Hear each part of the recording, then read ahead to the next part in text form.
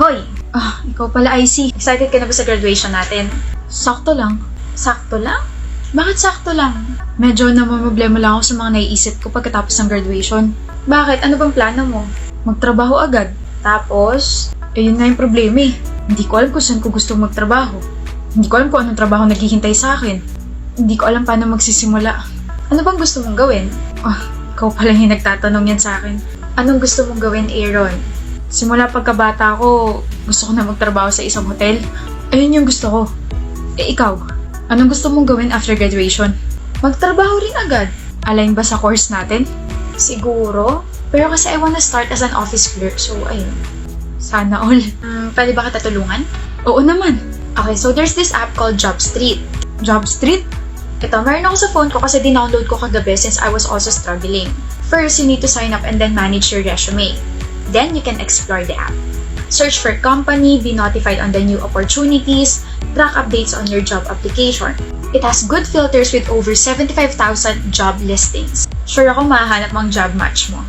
May ganyan palang app na pwede sa atin?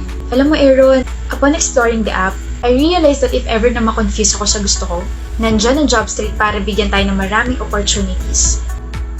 Kaya i-download mo na tong app para hindi ka na ma-pressure kakaisip ko ano ba yung gusto mong gawin.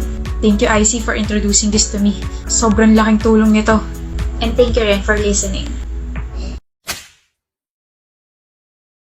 Hanap mo raw ako, Nolan? Ay, hello, Addison. Bakit ano meron? Ano to?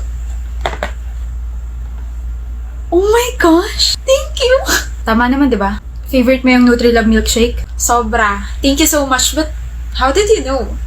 Nakita ko yung isang shared post mo. Sabi mo, yum!